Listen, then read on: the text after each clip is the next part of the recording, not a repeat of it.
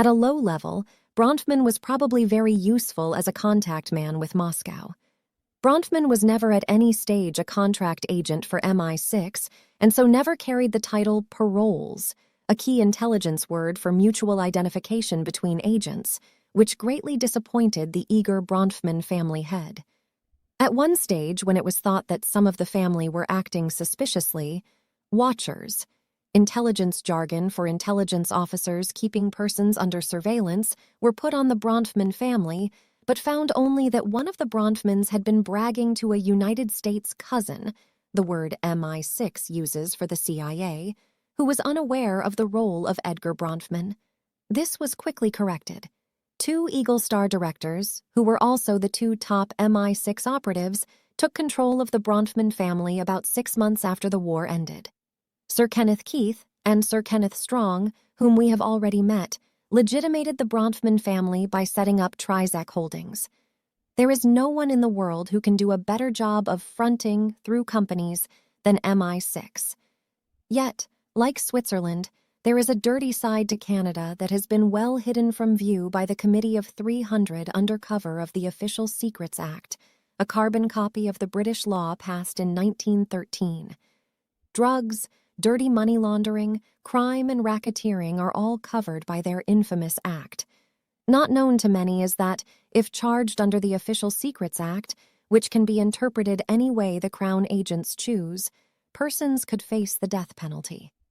As I have said so many times since 1980, Canada is not a nation like South Africa or Holland or Belgium. It always was, and remains tied to the Queen of England's apron strings. Canada, we find, is always first in carrying out Queen Elizabeth's wishes. Canadian troops have fought in every one of Her Majesty's wars, including the Boer War, 1899 to 1903. Like its American counterpart, the Canadian Institute of International Affairs is a child of the Royal Institute for International Affairs, RIIA, and runs Canadian politics. Its members have filled the position of Secretary of State ever since it was founded in 1925. The Institute for Pacific Relations, the body that fostered the attack on Pearl Harbor, was welcomed in Canada after Owen Lattimore and his fellow members had their treasonous activities exposed in 1947 and left the United States before they could be charged. The Canadian Institute for International Affairs is connected with the rank organization through Sir Kenneth Strong, who was second in charge of MI6 at the end of the Second World War. As a member of the Order of St. John of Jerusalem, Strong is the number 2 man in Canada for rank and the British Crown's commercial interests. He is on the board of one of the most prolific drug banks in the world after the Hong Kong and Shanghai Bank, the Bank of Nova Scotia, through which proceeds of the Canadian heroin trade are handled. First in line is Sir Brian Edward Mountain, the ranking member of the Knights of the Order of St. John of Jerusalem. It is well to remember that when the British Crown wanted the United States to enter the Second World War, it sent Lord Beaverbrook and Sir Brian Mountain to meet with President Roosevelt to deliver the Crown's orders in this regard. Roosevelt complied by ordering the United States Navy to operate out of a base in Greenland, from where attacks on German submarines were carried out 9 months before Pearl Harbor. This was done without the knowledge and consent of the Congress. Another big name in the rank Canadian interfacing was Sir Kenneth Keith, a director of Canada's equivalent of the Hong Kong and Shanghai Bank, the Bank of Nova Scotia, dripping in drug money laundering. He was also on the board of Britain's oldest and most venerable newspaper institution, the London Times and the Sunday Times. For over 100 years, the Times has been the Crown's voice on foreign affairs, finance matters, and political life in England. Like so many Committee of 300 members, Sir Kenneth circulated between MI6 and the opium supply chain of command in Hong Kong and China, ostensibly on business for the Canadian Institute for International Affairs, of which he was a member. Furthermore, as a director of the Hills Samuel Banking House, his presence in China and Hong Kong could be explained without any problem. One of his closest associates outside of MI6 circles was Sir Philip de Zuleta, the Committee of 300's direct controller of all British prime ministers, both Conservative and Labour.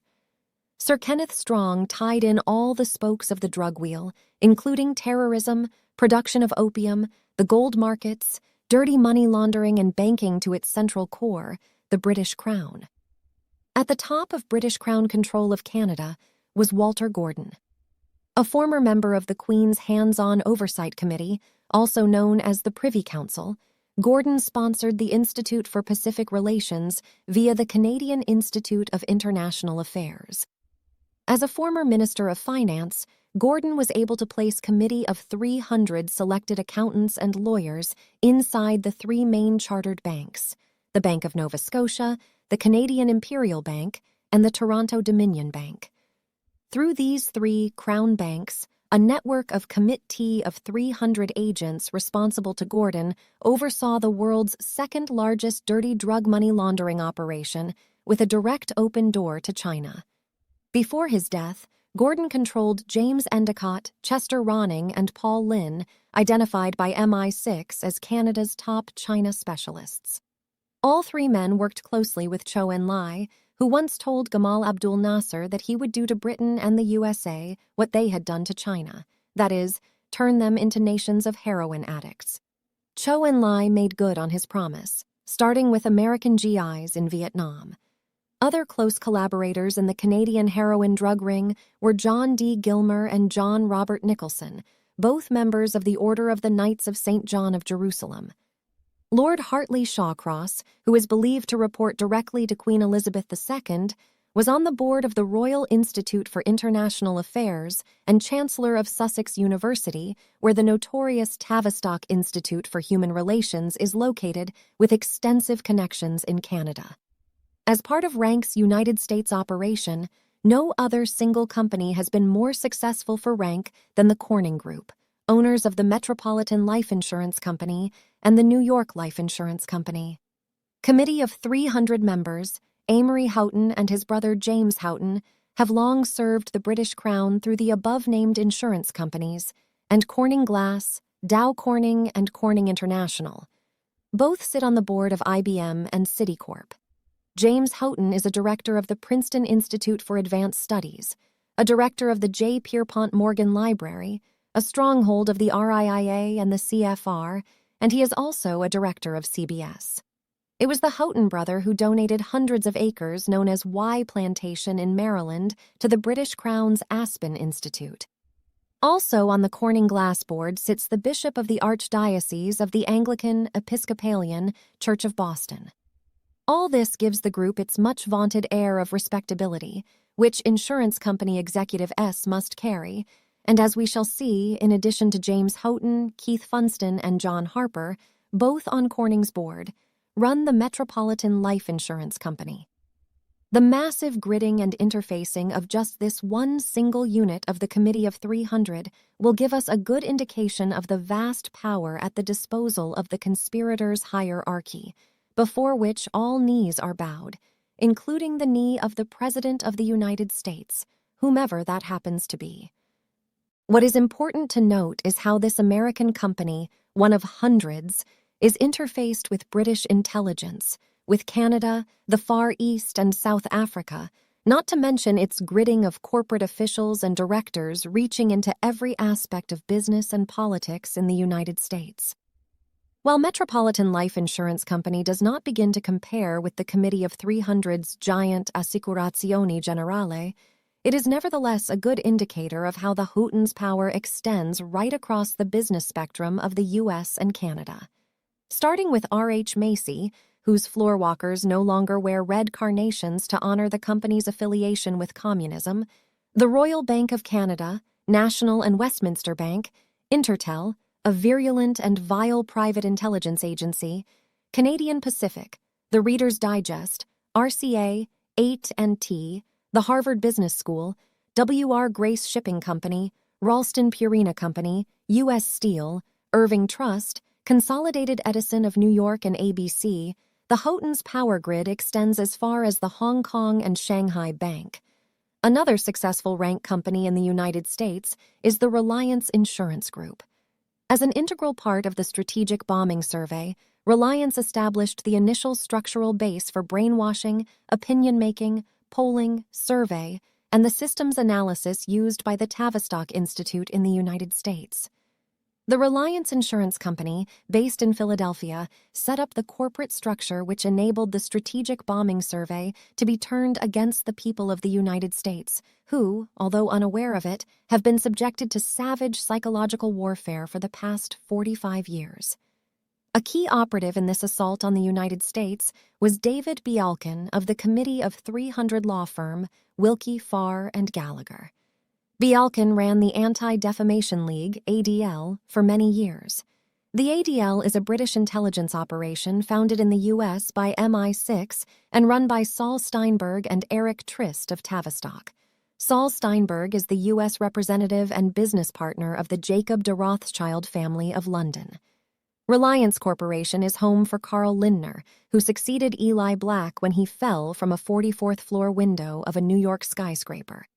Reliance Company interfaces with the powerful United Fruit Company of Boston and New Orleans, run by Max Fisber, who, before B was sheep-dipped, was a well-known Detroit underworld figure. United Fruit Company has long been a conveyor of heroin and cocaine into the U.S. under the expertise of Miss Bullum Rickless of Rapid American Corporation, who masterminds shipments from Canada to the U.S. Remember, all this is under the aegis of a single company, gridding and interfacing with a myriad of smaller companies and operations to give the Committee of 300 full control of a multiplicity of operations, each one carefully interlocked in the grid. Reliance Group is a spin-off of the parent company whose function it is to brainwash the American people through a network of pollsters and opinion makers and relies on Operations Research for direct links with the Tavistock Institute. Another associate company is Liasco, which is closely interfaced with AT&T, Disclosure Incorporated, Western Union International, Imbocon Lutid, and Yankelovich, Skelly and White. Daniel Yankelovich is the emperor of the polling opinion-making corporate structure in the United States, a vast apparatus which provides public opinions on social, economic, and political matters of substance, to quote Edward Bernays. It was this vast apparatus that turned the majority of Americans who had never even heard of Saddam Hussein and vaguely knew that Iraq was a country somewhere in the Middle East, into a people howling for his blood and the extermination of Iraq as a nation. Yankelovich utilized to the full all knowledge gained during the Second World War. As a second-generation warrior, Yankelovich has no equal, which is why ABC polls conducted by his company are always in the forefront of public opinion. The population of the United States was targeted in the same manner of German worker housing by attacking the sense of reality. This technique is, of course, standard training for certain intelligence groups, which includes the CIA. Yankelovich's task was to destroy traditional American values and replace them with New Age of Aquarius values. As the Committee of 300's most senior public opinion maker, no one can doubt that Yankelovich has done a superb job. Probably the best way to explain what methods are used and what results are expected to be achieved is to quote John Naisbitt's work as explained in his Trend Report. Naisbitt has acted as advisor to Lyndon Johnson, Eastman Kodak, IBM, America Express, the Center for Policy Study, Chase Manhattan, General Motors, Lewis Harris Polls, the White House, Institute of Life Insurance, the American Red Cross, Mobil Oil, BP, and a host of Committee of 300 companies and institutions. His methodology, derived from MI6 Tavistock procedures, is of course not unique. I will briefly outline our methodology. In developing Trend Report for our clients, we rely mostly on a system of monitoring local events and behavior. We are overwhelmingly impressed with the extent to which this is a bottom-up society, so we monitor what is going on locally, rather than what is going on in Washington or New York. Things start in Los Angeles, in Tampa, in Hartford, in Wichita, Portland, San Diego, and Denver. It is a very much from the bottom-up society. The tracking concept employed in determining these trends has its roots in WW2. During the war, intelligence experts sought to find a method for obtaining information on enemy nations that public opinion polls would normally have provided. Under the leadership of Paul Lazarsfeld and Harold Laswell, A method was developed for monitoring what was going on in these societies that involved doing a content analysis of the daily press. Although this method of monitoring public thinking continues to be the choice of the intelligence community, the nation annually spends millions of dollars doing newspaper content analyses in all parts of the world. The reason this system of monitoring changes in society works so well is that news holes in newspapers is a closed system. For economic reasons, the amount of space devoted to news in a newspaper doesn't change over time. So when something new is introduced into that news hole, something or a combination of things has to go out or be omitted. The principle involved here is classified as a forced choice within a closed system. In this forced situation, societies add new preoccupations and forget old ones. We keep track of the ones that are added and the ones that are given up. Evidently, societies are like human beings. I do not know what the number is, but a person can only keep so many problems and concerns in his head at any one time. If new problems or concerns are added, some existing ones must be given up. We keep track of what Americans have given up and have taken up. The United States is rapidly shifting from a mass industrial society to an information society, and the final impact will be more profound than the 19th century shift from an agricultural to an industrial society. Starting in 1979, the number one occupation in the U.S. became clerking, replacing laborer and farmer. In this latter statement is a brief history of the United States. It is not by chance that Nisbet is a member of the Club of Rome and, as such, a senior staffer of the Committee of 300. He is also one of the senior vice presidents of Yankelovich, Skelly, and White. What Nisbet is doing is not forecasting trends, but making them. We have seen how the industrial base of the United States has been destroyed, starting with the steel industry. In 1982, I wrote a work I called Death of the Steel Industry, in which I stated that by the mid-1990s, steel production in the U.S. will have declined to a point of no return, and that the auto and housing industries would go the same way. All this has come to pass, and what we are witnessing today is not an economic recession due not only to unsound economic policies, but the deliberately planned destruction of our industrial base, and along with it, the destruction of America's unique middle class, the backbone of the country, which depends on a progressive industrial expansion for growth and for steady employment. This is one of the reasons why the recession, which started in earnest in January of 1991, has turned into a depression from which the United States as we knew it in the 1960s 1970s will most probably never reappear. The economy will not come out of the depression of 1991 until at least 1995 to 1996, at which time the United States will have become an entirely different society from the one when the recession began. Opinion makers have played no small part in this war on the United States. We need to examine the role of the Committee of 300 in bringing about these far-reaching changes and how the social engineers have used central systems analyses to keep public opinion from expressing anything other than the policies of the invisible government. How and where did it all begin? From documents covering the First World War that I was able to gather and examine in the War Office in Whitehall, London, it appears that the Royal Institute for International Affairs was commissioned by the Committee of 300 to do a study of manipulating war information. This task was given to Lord Northcliffe and Lord Rothmere and Arnold Toynbee, who was MI6's agent at the RIIA. Lord Rothmere's family owned a newspaper which was used to support various government positions, so it was thought that the paper could change public perceptions, especially among the ranks of growing opposition to the war. The project was housed in Wellington House, named after the Duke of Wellesley. American specialists drafted to help Lords Rothmere and Northcliffe included Edward Bernays and Walter Lippmann. The group held brainstorming sessions to work out techniques for mobilizing mass support for the war, especially among the working-class people whose sons were expected to go to the slaughter fields of Flanders in record numbers. Using Lord Rothmere's newspaper, New manipulative techniques were tried out, and after a period of about 6 months, it was apparent that they were a success. What the researchers discovered was that only a very small group of people understood the process of reasoning and the ability to observe the problem as opposed to passing an opinion on it. This, said Lord Rothmere, was the way in which 87% of the British public approached the war, and that the same principle applied not only to the war, but to every conceivable problem in society in general. In this manner, irrationality was elevated to a high level of public consciousness.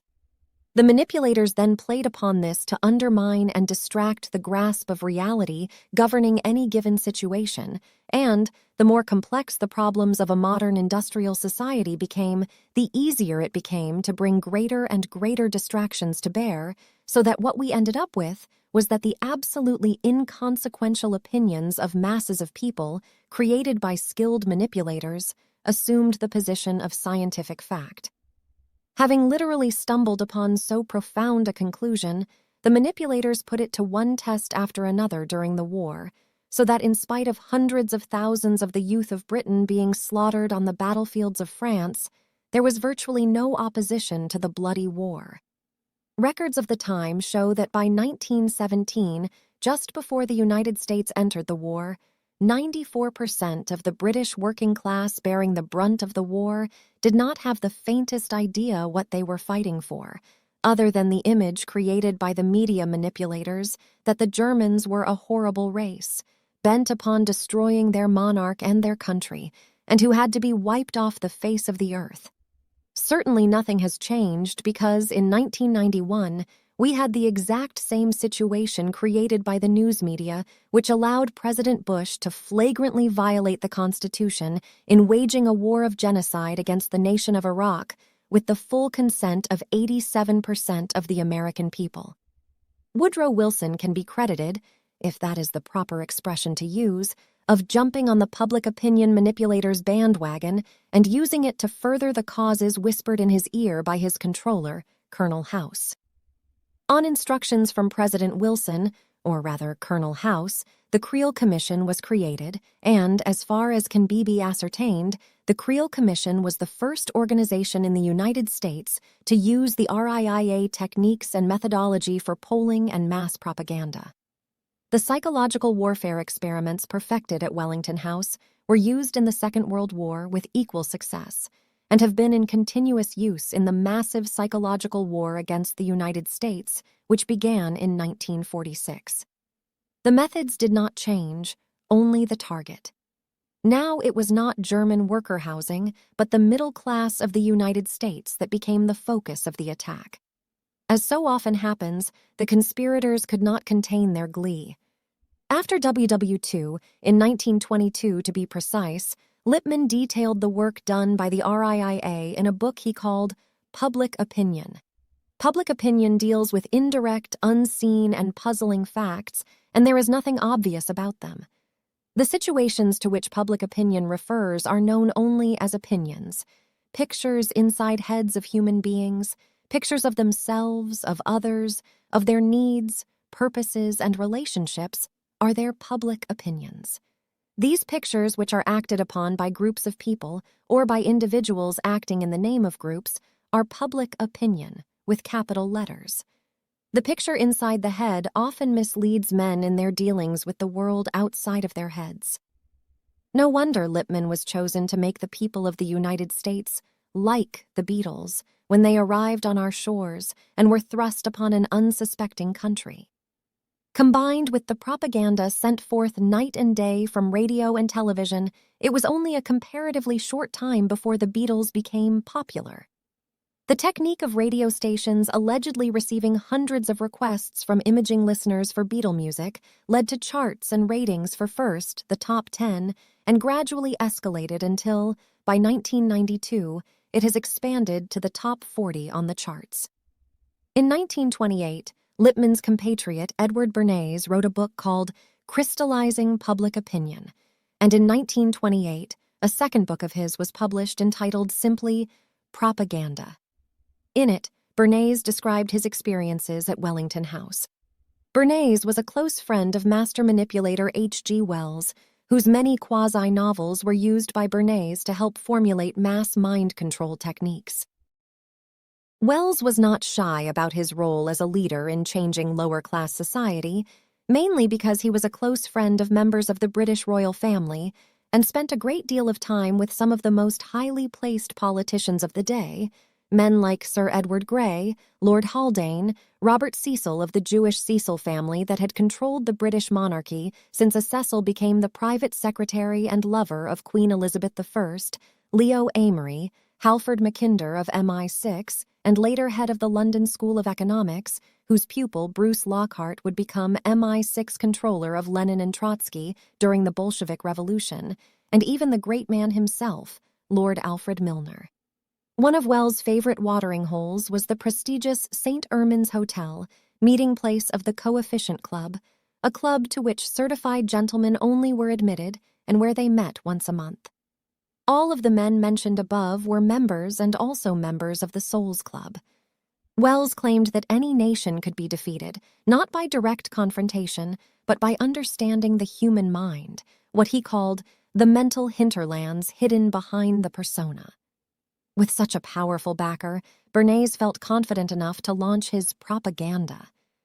As civilization becomes more complex, and as the need for invisible government has been increasingly demonstrated, emphasis added J.C., the technical means have been invented and developed by which public opinion may be regimented, emphasis added J.C. With printing press and newspaper, the telephone, telegraph, radio, and airplanes, ideas can be spread rapidly, and even instantaneously, across the whole of America. Bernays had not yet seen how much better television, which was to follow, would do the job. The conscious and intelligent manipulation of organized habits and opinions of the masses is an important element in a democratic society. Those who manipulate this unseen mechanism of society constitute an invisible government, which is the true ruling power in our country. To back up his position, Bernays quoted H.G. Wells' article published in the New York Times, in which Wells enthusiastically backed the idea of modern means of communication, opening up a new world of political processes which will allow the common design to be documented and sustained against perversion and betrayal of the invisible government. To continue with the revelations contained in propaganda, we are governed, our minds are molded, our tastes formed, our ideas suggested, largely by men we have never heard of. Whatever attitude one chooses to take toward this condition, it remains a fact that in almost every act of our daily lives, whether in the sphere of politics or business, our social conduct or our ethical thinking, we are dominated by a relatively small number of persons, a trifling fraction of our 120 million, who understand the mental processes and social patterns of the masses. It is they who pull the wires which control the public mind and who harness old social forces and contrive new ways to bind and guide the world. Emphasis added J.C.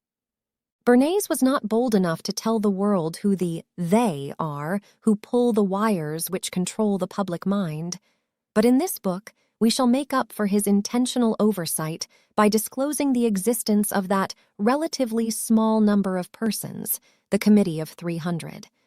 Bernays was roundly applauded for his work by the CFR, whose members voted to place him in charge of CBS.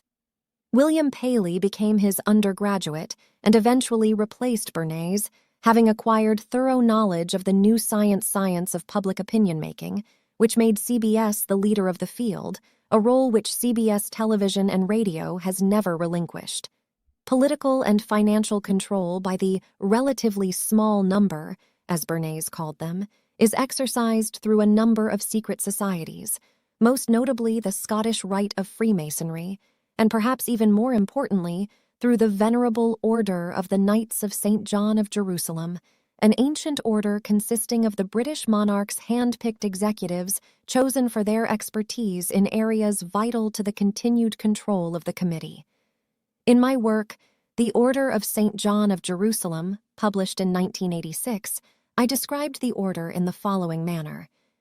It is therefore not a secret society, except where its purposes have been perverted in the inner councils like the Order of the Garter, which is a prostituted oligarchical creation of the British royal family, which makes a mockery of what the Sovereign Order of St. John of Jerusalem stands for. As an example, we find the atheist Lord Peter Carrington, who pretends to be an Anglican Christian, but who is a member of the Order of Osiris and other demonic sects, including Freemasonry, installed as a Knight of the Garter at St. George's Chapel, Windsor Castle, by Her Majesty, Queen Elizabeth II of England, of the black nobility Guelphs, also head of the Anglican Church, which she thoroughly despises. Carrington was selected by the Committee of 300 to bring down the government of Rhodesia, sign over the mineral wealth of Angola and Southwest Africa to City of London control, wreck the Argentine, and turn NATO into a left-wing political organization beholden to the Committee of 300. Another strange face we see attaching itself to the Holy Christian Order of St. John of Jerusalem, and I use the word stranger as it is used in the original Hebrew of the Old Testament, meant to denote the lineage of an individual, is that of Major Louis Mortimer Bloomfield, the man who helped plan the murder of John F. Kennedy.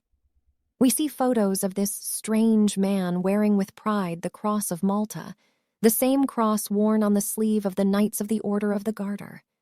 We have been so brainwashed that we believe the British royal family is just a nice, harmless, and colorful institution, and fail to realize just how corrupt and therefore highly dangerous is this institution called the British monarchy.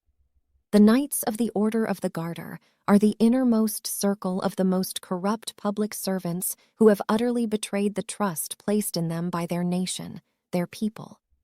The Knights of the Order of the Garter are the leaders of the Committee of 300, Queen Elizabeth II's most trusted Privy Council.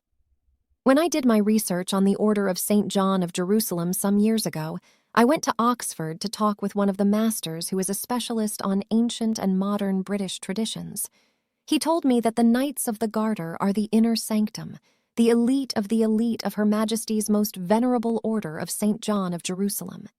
Let me say this is not the original order founded by the true Christian warrior Peter Gerard, but is typical of many fine institutions that are taken over and destroyed from the inside, while yet appearing to the uninitiated to be the original.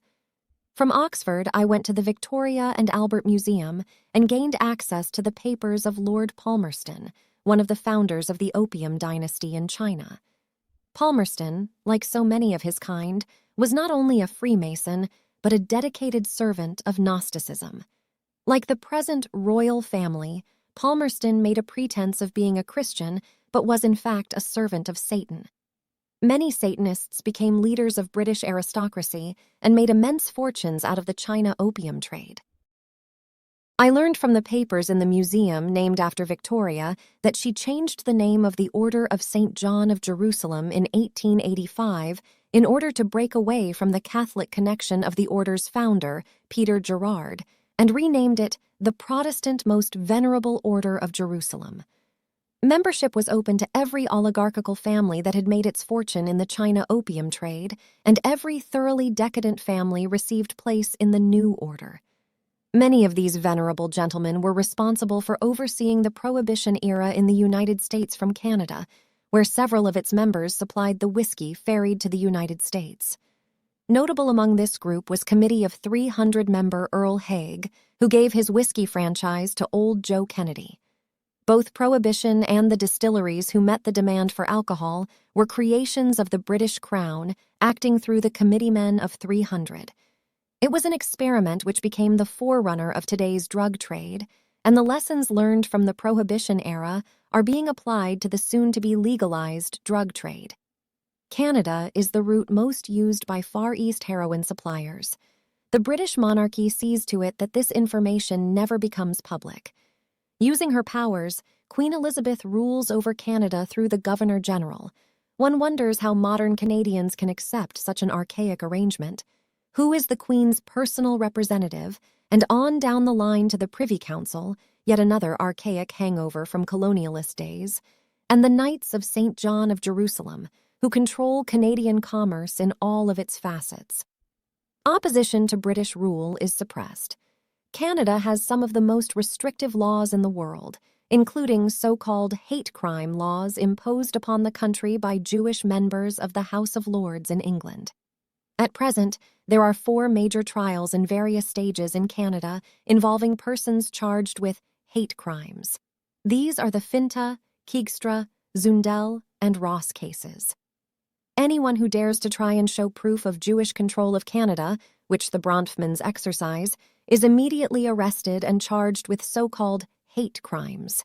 This will give us some idea of the vastness of the reach of the Committee of 300, which quite literally sits on top of everything in this world. Testifying to the truth of this statement is the fact that the Committee of 300 set up the International Institute for Strategic Studies, IISS, under the auspices of the Round Table. This institute is the vehicle for M16 Tavistock black propaganda and wet jobs, an intelligence cover name denoting an operation where bloodshed is required, nuclear and terrorist, which goes to the world's press for dissemination, as well as to government and military establishments. Membership of IISS includes representatives of 87 major wire services and press associations, as well as 138 senior editors and columnists drawn from international newspapers and magazines. Now you know where your favorite columnist gets all of his information and opinions from. Remember Jack Anderson, Tom Wicker, Sam Donaldson, John Chancellor, Mary McGrory, Seymour Hersh, Flora Lewis, and Anthony Lewis, et al.?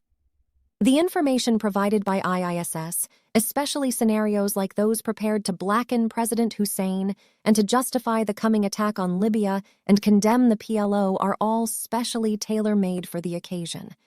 The My Lai massacre story published by Seymour Hersh came straight out of IISS, just in case we wrongly suppose that men like Hersh do their own research work. The International Institute for Strategic Studies is nothing more than a higher echelon opinion maker as defined by Lippmann and Bernays. Instead of writing books, newspapers report opinions presented by chosen columnists, and IISS was formed to be a coordinating center for not only creating opinions, but to get those opinions and scenarios out much faster and to a greater audience than could be reached by a book, for example. IISS is a good example of the gridding and interfacing of Committee of 300 institutions.